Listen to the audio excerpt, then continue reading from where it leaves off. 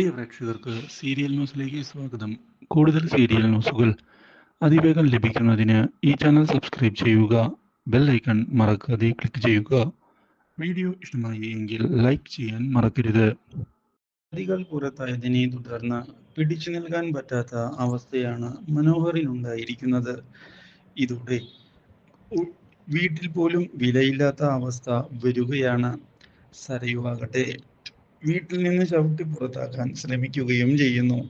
ഇതേ തുടർന്ന് ഈ കാര്യം അറിയാനിടയാകുന്ന രാഹുൽ പൊട്ടിച്ചിരിക്കുകയാണ് മനോഹറിനെതിരെ.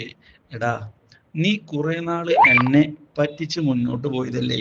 എൻ്റെ വീട്ടുകാരുടെ എല്ലാ സഹായവും നേടിയെടുത്ത് എന്നെ പുറത്താക്കാൻ നോക്കി.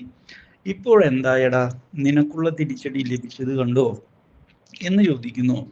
ഇതോടെ ഇനി എന്തു ചെയ്യും എന്ന ചോദ്യത്തിന് മുന്നിൽ പകച്ചു നിൽക്കുന്ന അവനാകട്ടെ മറ്റു വഴികളൊന്നും തന്നെ മുന്നിലില്ല എന്ന് മനസ്സിലാക്കി കാലുപിടിച്ച് കരയാൻ തയ്യാറാവുകയാണ് സരയുവിനോട്. സരയു, എനിക്ക് തെറ്റുപറ്റിപ്പോയി എന്നുള്ള കാര്യം സത്യം തന്നെയാണ്. എന്നോട് ക്ഷമിക്കില്ലേ നീ എന്ന് പറഞ്ഞതിനെ തുടർന്ന് സരയു മുഖത്തടിച്ചിരിക്കുകയാണ് മനോഹറിന്റെ. ഇതോടെ മനോഹർ ആകെ പകച്ചു പോകുന്നു. മാത്രവുമല്ല, ഇതേ തുടർന്നാണ് മനോഹർ പറയുന്നത് പോലെ കോടികളൊന്നും ഇല്ല എന്നും ബിസിനസ് അമേരിക്കയിൽ നടക്കുന്നില്ല എന്നുമുള്ള സത്യങ്ങൾ സരയു തിരിച്ചറിയുന്നത്. ഇതോടെ ഡിവോഴ്സിന് വേണ്ടിയുള്ള തീരുമാനവുമായി സരയു എത്തുകയാണ്. Do like, share and subscribe.